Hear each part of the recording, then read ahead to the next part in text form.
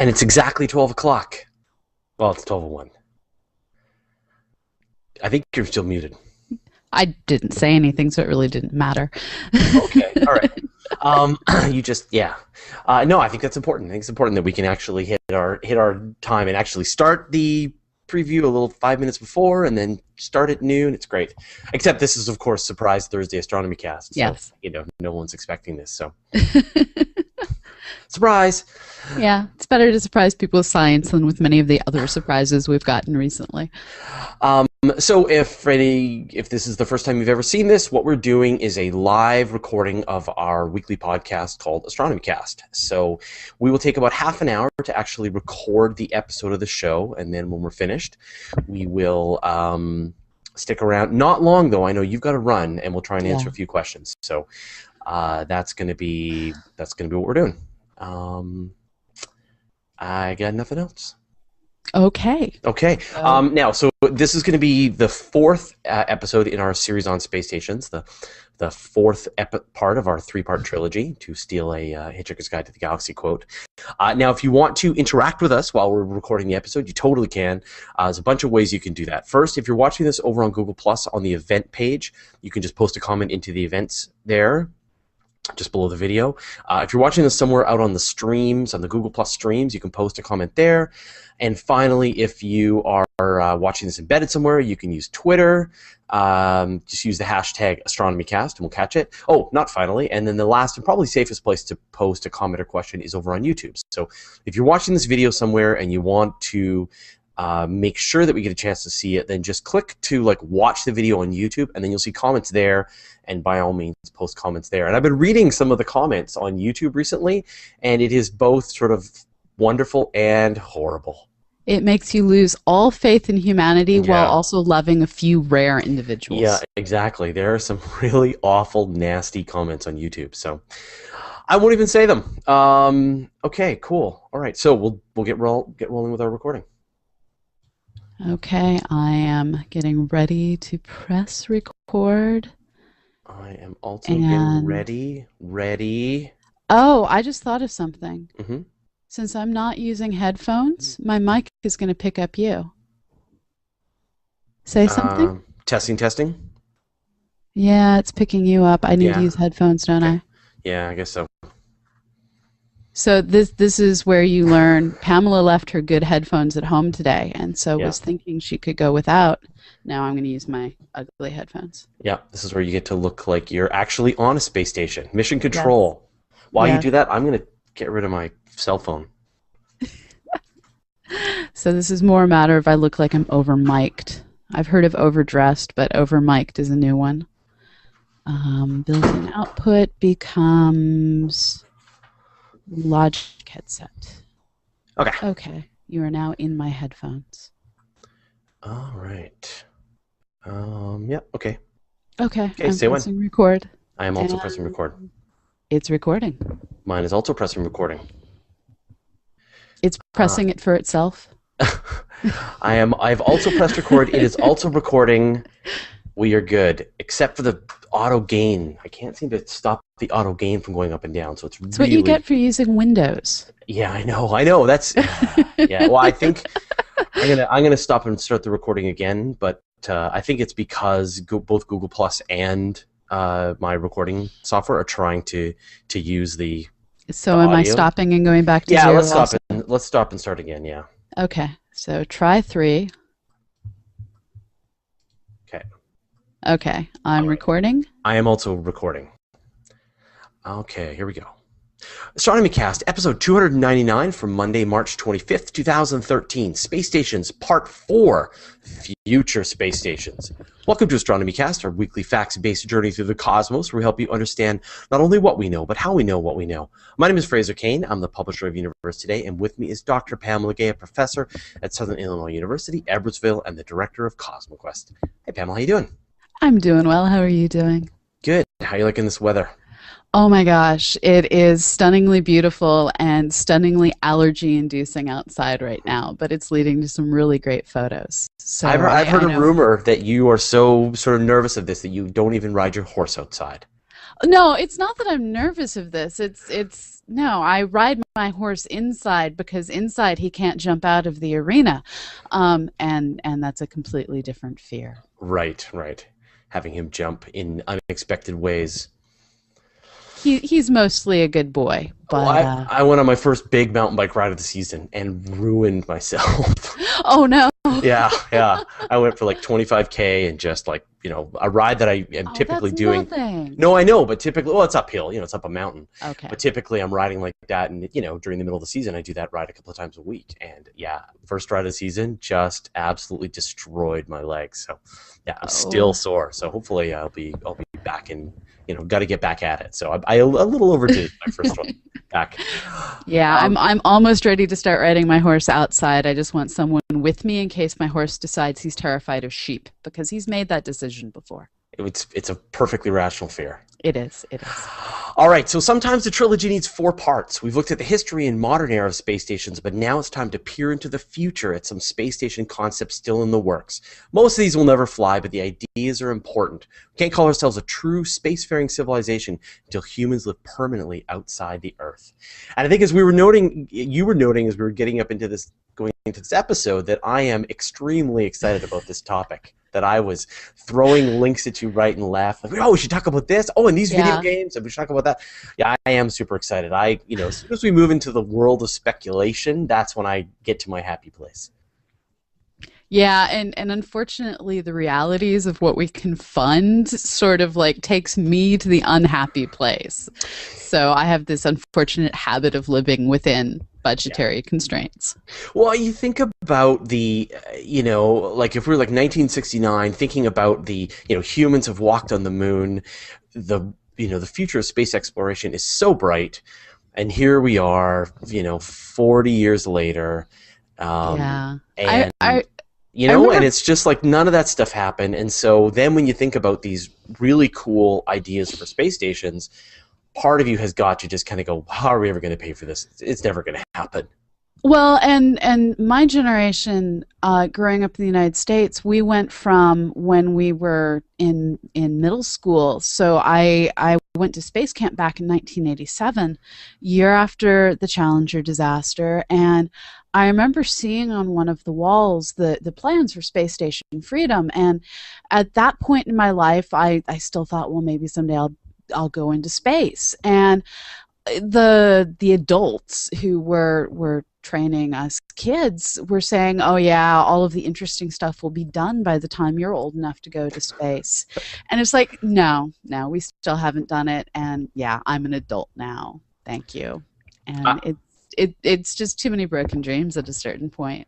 oh, and I love that you went to space camp. I was a That is nerd. awesome. I went 4 times. Did you go? You went 4 times to space camp. Do they still run space? Can I take my kids to space camp? Yeah, totally. It's down in We Huntsville, should, Alabama. It's still going strong. we should totally do it. I will totally sign them up. They'll love it. Will they like it? Do you think? Yeah, Yeah, my totally. kids specifically will probably love it. Yeah. All right. So I think before we kind of get into the crazy, wacky concepts that I'm super excited about, we should talk about sort of the near future. What is going to sort of what will happen to this existing programs that have a sort of pretty good chance of maybe almost happening? Well, so I think the one to really watch, the one that really is likely to happen, is the Chinese space program. They have 2 more, and I'm apologizing. This falls into the category of things I will mispronounce. They have 2 more Tiangong space stations planned that are basically single launch. Capsules go up. They have their solar arrays. They're deployed. The next one that's slated to go up this year has 20 days worth of life support. Next one will last a bit longer, allow multiple crews. And then after that, they're going to be working on building a multi-module space station that starts to resemble more what we're used to with Mir and the International Space Station. And it's still not named. They're currently calling it the rather esoteric Project 921-2. But they are asking their people to brainstorm or crowdsource a new name for this future space station that they will be constructing. And so as we discussed like on the last show, looking at something that's sort of following, less The Salyut model. expensive. Yeah, like let's a very practical method of getting Hmm. this space station going, learning from the lessons of what's happening with the Americans, Yeah. heavily using Russian hardware. But I think the long-term objective of the Chinese definitely is to reach the moon. I mean, they've stated that they Yes. plan to get back, they plan to set some feet on the moon. So this is an interesting waypoint for them. And they're doing this with very nice incremental design. They're not wasting their time by saying we're going to innovate everything in one step and go from 0 to 10,099. They're instead doing the nice slow and gradual that allows them to test and innovate and test and innovate. And that's really a safer and lower cost way to do it because it's easier to do incremental designs than to just do the whole thing all at once. And while they are building on the old Salyut technology, they've completely re-innovated it, made it their own. It's sort of like when a country singer takes a pop rock song. Yeah, it may have some of the old bones inside of it, some of the same chord transitions and words, but it gets completely redone in a new way. And so what they're doing really is their own innovation on the older designs. We talked about Bigelow Aerospace, their plans Yeah. to build bigger and bigger inflatable habitats, eventually dock them to the space station. And then, of course, the International Space Station is going to last out until the 2020s, right? Right, that's what we currently think, and then there's also potential plans. The Russians and Bigelow are both looking at commercial habitats, and various people are talking about building things out at Earth Moon Lagrange points, orbiting the moon. And so the question is, where are the needs and where are the dollars? So as we look towards the future, we're trying to define both how to make space exploration self-funding and also what are the things we need to do to take that next great leap in our own exploration. Well, so let's talk about the needs then. I think we'll avoid the dollars from here on out. There is, we're in speculation land, and there's no need to talk about where the money's going to come Oh from. man. But let's talk about the needs. What are the sort of why is it important for there to be space stations, and what are some missions that they could do for us? That's where it starts to get very tricky because it's actually kind of hard to justify a space station beyond the peacekeeping initiative. The basic needs are to run a variety of different microgravity experiments ranging from chemical reactions to crystal growth. There have always been the ideas that maybe the next great breakthrough in cancer research or in refined products is going to come from what we can create only under microgravity scenarios. But at the same time, well, why can't we just do this all in CanSats? Why do we need human beings doing that? So where we do require basically human thumbs is fixing things on orbit. This is one of the things that the space station was not the space station, the space shuttle was particularly good at, from rescuing Solar Max and repairing it to servicing the Hubble Space Station to building the International Space Station. Over and over the space station over and over, this space shuttle proved that human beings on orbit can grab things, fix things, and allow them to last longer and not be as expensive once you ignore some of the overpriced shuttle launch costs, but not be as expensive to maintain on orbit. So you're kind of imagining the future, like a future space station, being some kind of maintenance yard where, Yeah, it where, sounds kind of bleak, but that's what we actually need yeah. is that uh, platform from which we can send out grabber robots. And NASA was actually working on developing these in the early 90s, spacecraft that would go out, latch onto things, and move them around. This was initially conceived of as a way to catch space junk, but it would also work to grab spacecraft, bring them back to a repair platform, and then put them back where they need to go when you're done fixing them. So I just dropped off my computer at the repair shop, and I kind of imagine that, some like super duper crazy repair shop with tons and mhm. tons of spare power systems and wiring and boards and crazy tools, but for working in zero gravity. You can imagine these astronauts are like one half computer techs and then one half astronauts, Yeah. test pilot slash computer techs who beyond a certain point, I mean, I'm sure that, the future repair missions will be very carefully planned out, but still there will be this sort of need of all these parts that they can go and repair things. Although getting things to and from this repair station is going to be pretty complicated. I mean, the satellites have such different orbits that for them to come together, be able to actually come and land on one of these or be connected to one of these space stations is going to be pretty expensive in terms of fuel, right? Well, that's where once you have something on orbit that can go and do the grabbing for you, it's not as bad. The majority of the launch cost and the majority of the energy goes into just getting out of Earth's gravity and getting into low Earth orbit. You could stick something like this perhaps in a mid-orbit, and that would give you an easy platform to have again, helper robots go out, grab the things you need, and then put them back where they belong. With the space shuttle, we used payload assistance modules of various types to raise things to higher orbits than the space shuttle could attain itself. That's how Chandra got into its highly elliptical orbit, is it had to fire additional rockets. So it got carried up, launched from the bay of the space shuttle, and then fired its own rockets to make it to where it needed to go. So this isn't that outrageous of an idea, and it does take much less fuel to just make those smaller variations.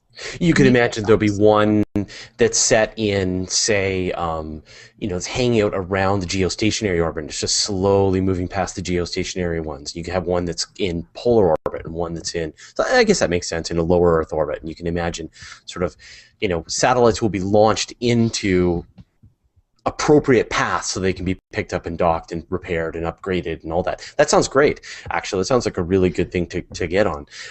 Then I guess the other thing is it's a fuel waypoint, right? A place where you can have a way station where you assemble spacecraft for further missions. Like you're going to launch all the parts up to the space station, then they get to hang out on the space station for a few days while they dock everything together and refuel it and then head off to Mars or something. And part of that is also the construction of things on space, on orbit, to go out into deeper space. So you can imagine it's not just a fuel depot, but it's where you start assembling things. It's where things come in to be refurbished. So you can have basically that gas station in space where there's the guy in the back who's building his own cars.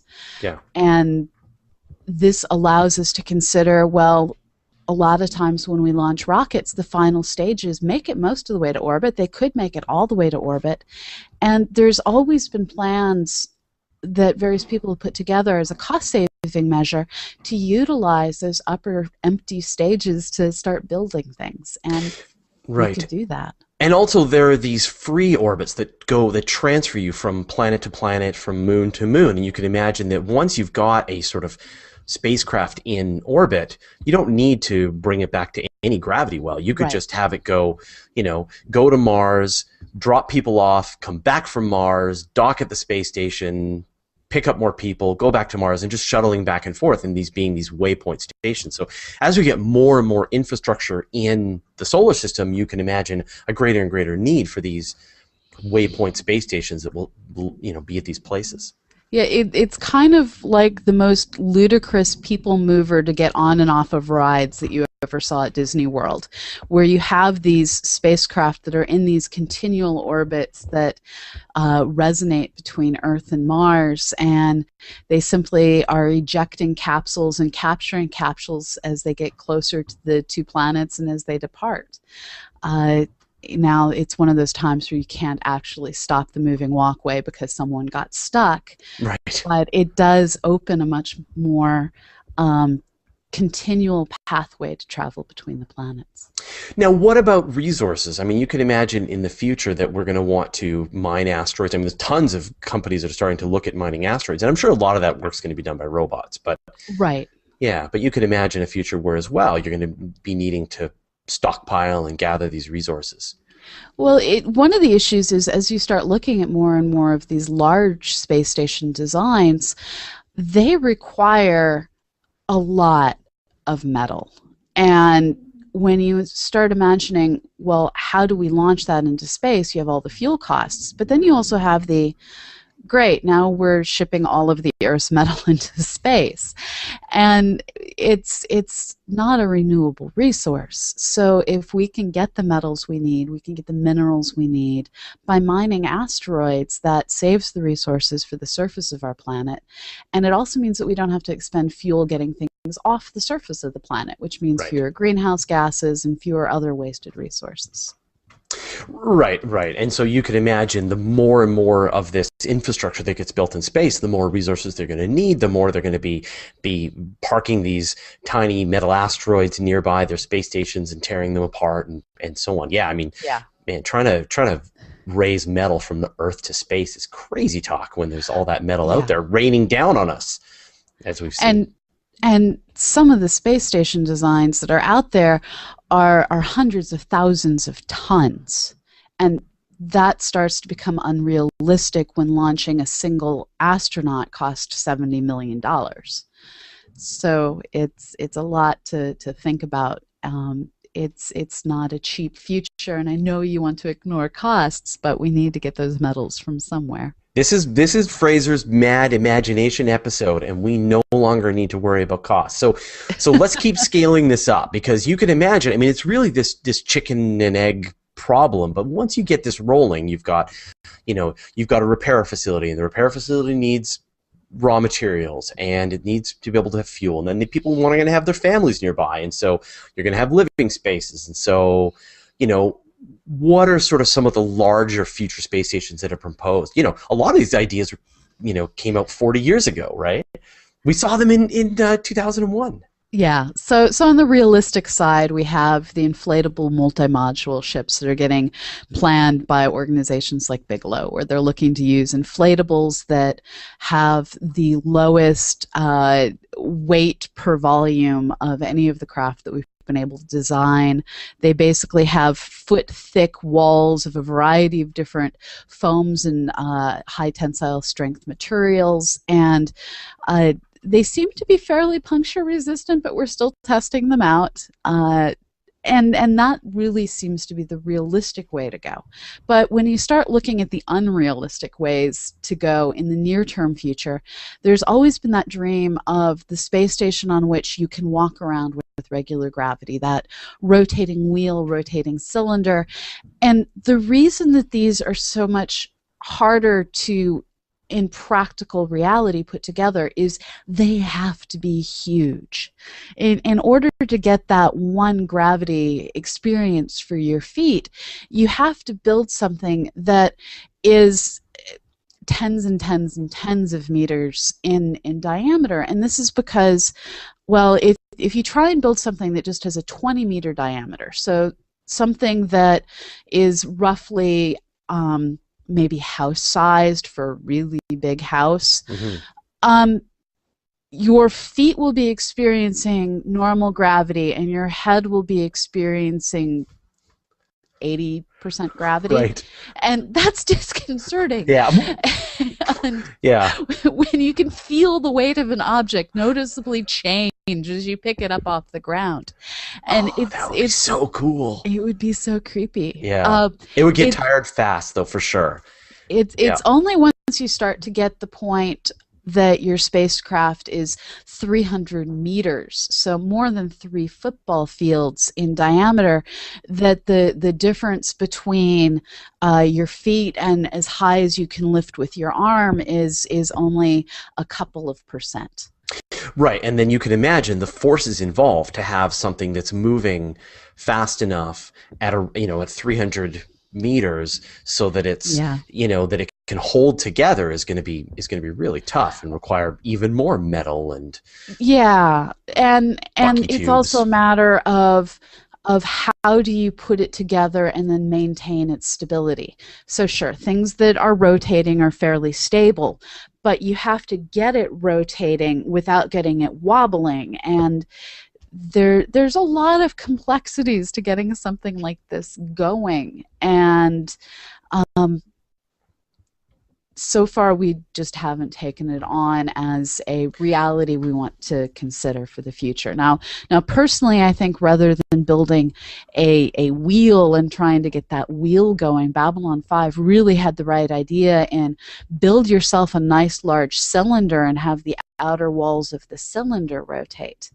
And in that way you can have your central zero-G region, which you're stuck with anyways, but you have a more stable structure to begin with that's doing the rotation. And you've got other ideas where you have, like, for example, the space station and then some kind of counterweight, and everybody lives in the space station, and there's a long cable between the station and the counterweight. But then that's fairly difficult to kind of get to it and dock with it because you've got all this motion going on and the strength of this cable. So, but in the end, I mean, for us to live in space for any long period of time, we're going to need some level of gravity, and rotation is the only feasible method of artificial gravity that we can come up with. Yeah, and so the question is, do we need to rotate the entire space station, or do we just need to rotate where the astronauts sleep? Because if you're just rotating where you're sleeping, you can basically build that small ride that they have at almost every amusement park where you get plastered against the walls to relax. Yeah. And then, of course, there's the crazy chick screaming. But that might be more feasible, but then of course you have to figure out how do you not rotate everything while you're rotating the one thing, so you have to have counter rotation, and conservation of angular momentum's a pain. It gets tricky quickly. It's all first year physics. It's all something that any engineering student should be able to do, but turning those equations into a stable reality is a challenge. But there were some great concepts, I think, proposed to NASA and even to the public back in the 1960s, 1950s. And there's some great pictures on the internet. There's a lot of early space art that's dedicated to imagining that future where we all live in space, and there were actually people trying to figure out how to put cities in space. Ideas ranging from the Bernal sphere to the Bishop ring, the O'Neill cylinder. Let's just take care of all of the geometries. And in all of these different plans, they basically had a couple of core concepts. They used mirrors to get sunlight into the inside walls of their rotating architecture. They planned things so large that you could have multi-story buildings inside where people experienced negligible changes in gravity as they went from one level to the other. In some cases, it was the rotation alone that kept in the atmosphere, so no ceiling was required. In all these cases, it was a problem, though, that it would really require multiple asteroids worth of metal to build the realities that were being envisioned. And then how do you get the dirt? How do you get the water? How do you get all the things up to build these hundreds of kilometers in size islands in space? They're fabulous science fiction. We're a few hundred years off, I think. Yeah, exactly. I mean, some of them are just amazing. There's this one called the Stanford Torus, which I'm going to try and post a picture for the people who are watching. Just amazing stuff. Really big. In some cases, as you said, hundreds of kilometers long. That would house hundreds of thousands of people. I mean, these are serious spacefaring construction projects. So, but that's, as you said, that is the far, far future. Yeah, I think more in the near future, what we're looking at is let's grab ourselves an asteroid, hollow it out, and live in it. And you're the one that said this earlier today, live in it while we're mining. And this is along the lines of one of the projects that NASA currently has in its budget as put forward by the White House. We don't know if that budget will be adopted. We don't know if this will actually move forward. But currently there's $105 million set aside to just scope out what would be necessary to catch a near-Earth object and bring it back home. And and that's just weird. Well, and I think that solves a lot of problems when you think about it, right? That many of these asteroids are going to possibly have pockets and sources of water underneath the surface. So they're going to have a ready-made place for fuel, water, air. That's all going to be available. They're going to be made of metal or stone, probably, or some combination of both. So you're going to have access to, the kinds of resources that we require. You can dig into them so that you can hide from the radiation and from micrometeorite particles. I mean, they're a safe place to go. They can handle a certain amount of rotation, probably, depending on if they're just like a loose ball of rock, or if they have some kind of cohesion. So you could start them rotating, and you could then go inside and actually create that artificial gravity. They're already going to have a certain size that's required. So and then eventually, if you're really feeling like you want to use them, put some engines on them and hit the road. Well, and the real quandary, though, is figuring out which ones are the ones to grab, because you kind of described an idealistic asteroid that may not exist, one that has readily accessible water that was deposited there through some sort of comet impact or something similar, and also has a high metal content. Most asteroids are dirt. They're minerals. They're rocks. They're interesting, but they're not necessarily building materials. And trying to find those rare rocks that do have water that doesn't have to be taken out of minerals through some sort of horribly energy-intensive chemical reaction, and also has metals that are accessible in seams that are mineable. We don't know how to find those objects yet. Well, you can imagine, though, bringing it together, that you find the right rock, and then you can bring in those little metal rocks that give you the additional metal. You can bring in, something that might provide the water and ice, like a smaller comet or something like that, and just crash it into it if you need to. Use that to help you with your rotation, or but the point being that you don't need to find the one thing to serve all those purposes. You're going to find a good place to live, and then you're also going to find and access other resources as well. So I think this is great, but we've only just begun my sort of imagination journey. So I'd like to kind of go bigger and talk about some really cool space station concepts in science fiction. Now, you already talked about Babylon 5, which is, you're looking at, what, a 10-kilometer long space station that rotates and provides this artificial gravity. Another classic one is from the Mass Effect video games, which is about my favorite video game series. And there's the Citadel station in that.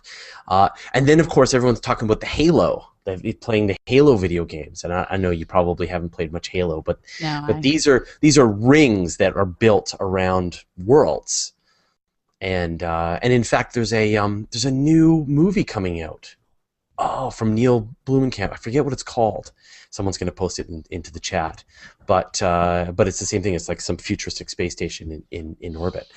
And then, of course, there's the Ring World, right? Stories by Larry Niven, which has, I guess people have really taken a crack at the physics, and it's come up pretty lacking. Well, yes, but yeah. Yes. And then I think the sort of grandest concept of this is like a Dyson sphere. And that's something that we've talked about in past shows. It's again one of those, how do you make it without having it collapse in on itself during the process of building it? It essentially requires you to take the mass of multiple planets and spread it out into a sphere surrounding a star, and that is difficult. And then you have to set it spinning, and you'll only have gravity that is maximal along the equator, and you'll have no gravity when you get to the poles. And it's again one of those really great science fiction concepts, but the reality of constructing and setting something like that spinning starts to become more of a challenge. And at the end of the day, we have to remember space is mostly empty. If you try to fly through our actual asteroid belt, it's not Han Solo's asteroid belt. Yeah. You're not dodging and weaving between rocks. If you're on one asteroid, most of the time you might have a moon asteroid you can see, but it's not like you can see all the other asteroids in the asteroid belt. You're just on the rock you're on, sort of floating like the Lonely Prince. And so trying to turn one asteroid into a home and then going out and grabbing others that may be vast distances away it's fuel intensive, time intensive, and a lonely prospect. So there's one concept of a space station which I didn't remember to. Oh, there you go. So someone mentioned it's Elysium by Neil Blomkamp, which is coming out in August. That's the one.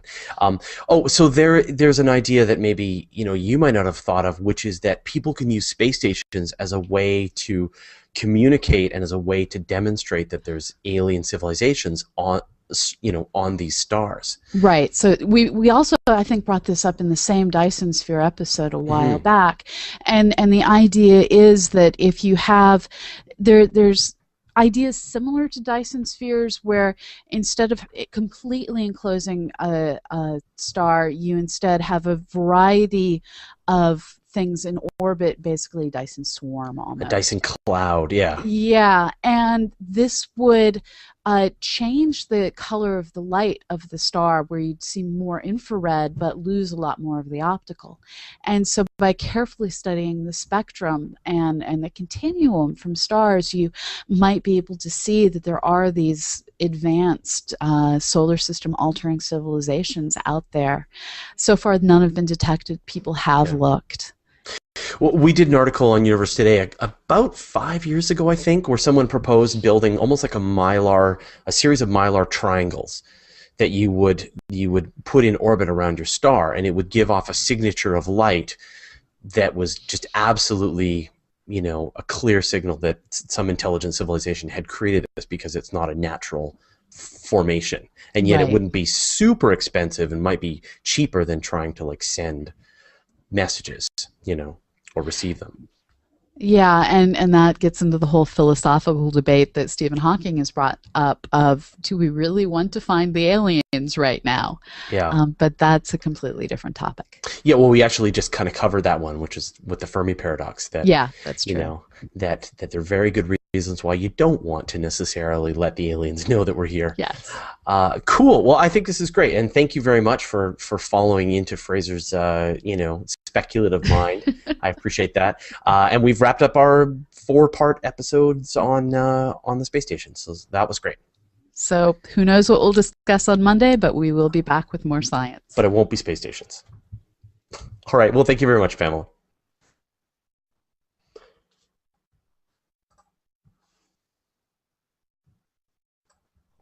All right. Hold on while we save. And then we got a few seconds to take some questions, but not many. 7 minutes. 7 minutes? Okay. 7 minutes of questions.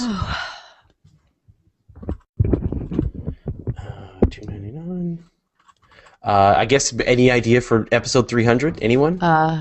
Yeah, I haven't looked at our list yet today. Yeah, we have a big list, but still, if someone has an idea they want to hear.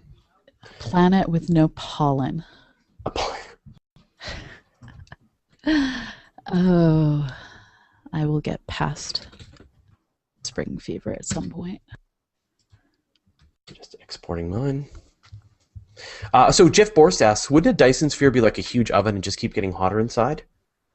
Yeah, you'd have to have radiators. Yeah, so you'd have radiators, and this is the point, right? You'd have radiators on the outside of it that would be radiating the excess energy. Yeah. And so the star would be bright in the infrared, not in the visible light. You would see these weird... And it would be the Dyson sphere that was bright in the infrared. Yeah, you wouldn't see the star. You would just see the infrared, this infrared point, which is very unusual. There's a great, it's like a science fiction series. I think it was Larry Niven, something like that, where they were talking about how a cloaking system was essentially impossible, that you couldn't put a cloaking field on a spaceship, that it would be pumping out so much heat, especially in the infrared. And as it was, decelerating towards you, you would see the fuel signature, the heat signature of the infrared as it was coming towards you, that there'd be no way to hide. I don't know, maybe I'm kind of getting curmudgeon-y, but so many of the really good ideas in science fiction were already thought of back in like the 50s and the 60s. Well, it's amazing to me. We're getting some novel takes on things from like John Scalzi, or he's taking old ideas and making them new again. But I think where people are starting to consider the full implications of 3D printing, that is changing how we imagine the future. Because yes, we'd thought of the Star Trek replicator technology, but now we have actual 3D printers, and now that it's a reality, people are having to think through the ethical and moral consequences much more than they had to before. Well, it's just crazy. I mean, when you think about things like on the Star Trek, like in the old show, right? They had their tricorder, and then in the new show they had these pads that they used, right? Yeah. You know, and when we were first, We're there. I was like, oh, that would be so great if I could have a small device that I would use to access, you know, the sum of humanity. Oh, and now we have them, and now they're smaller, and shortly they're about to be projected into your eyeball with, you know, Google Glass, or, you know, a little screen in front of your eye. That these technologies are coming so fast, and I regularly communicate with my computer by voice now. Really? Oh, Google. Oh, yeah. I use Google now. Google Voice Search. It's even on iOS. You're like, you know, you pose questions all the time, and it's just boom, comes back with the answer. Yeah, all the time. And like when you're navigating, turn-by-turn navigation, and your phone is telling you turn right, turn left. Yeah, we're there. So like, what on earth does the future hold? I have no idea. Genetic engineering. That's going to be the interesting. Yeah, but that'll be like, you know, 3 weeks. You know, it'll be like, we've just started to do genetic engineering. Now everyone can do genetic engineering. Now there's millions of genetic engineering going on every minute. You know, like, it's just like the advance of this technology. There was a really good, there's an essay, I think it was on IO9. It was a couple of years back, but they were saying that essentially, or maybe it was on Wired, that this concept of the technological singularity, that the technology is just going to move faster and faster and faster, has made science fiction really hard to write, because we're clearly moving towards this future where the technology is just going to start increasing at an exponential rate, and you're just like, I don't know what's going to happen. I don't know. Ask the computers who live in that future, because it's a mystery to me. What gets me is, why don't we have decent 3D goggles yet? The Oculus Rift. It's done. This problem has been solved. But they're not okay. This is the difference between having mainstream commercial, as easy to get as the headset I'm wearing to hear you. Why aren't we to the point that it's more natural for me to go into my 3D environment with my glasses and then just surround myself with multiple computer monitors? Oculus Rift. Just like this is a great Kickstarter. The reviews have been tremendous. They're, you know, and their first ones are going to be kind of expensive, but now that they've kind of figured out this technology, I'm sure in the next couple of years you're going to see them cheaper. Okay. Cheaper, yeah. I want my Oculus snow crash. Rift. Are you Googling it right now? Yeah. The virus. Yeah. This problem has been solved. But yeah, no. So anyway, that's the, you know. And so I mean, part of my brain is always thinking about that when I'm like imagining these rotating wheels in space and things like that. You know, the realist in you is like, well, you know, the technology it's going to be so expensive, we'll never get a chance to pay for it. And for me, it's just like our concept on what we want in a mission profile will have changed with, as you said, with 3D printers, with high-speed computers, with with a certain amount of artificial intelligence that we're going to be putting on these things.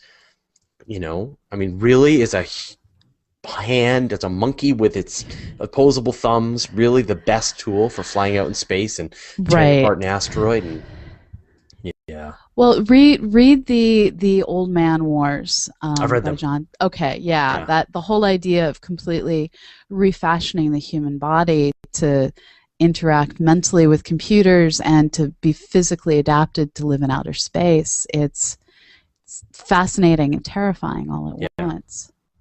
Martin Takaichi says, the future is already here, it's just unevenly distributed. That's by William Gibson, right? Yes. Which is a great classic quote. And I have to admit, we don't always realize how behind we are here in North America. I was reading an article the other day. They now are using robots to chop noodles in China. There's robots that are used to read children's stories in Japan. Robots, I guess we're more Cylon-oriented here in the United States, where we're a little bit more fearful of our electronic overlords.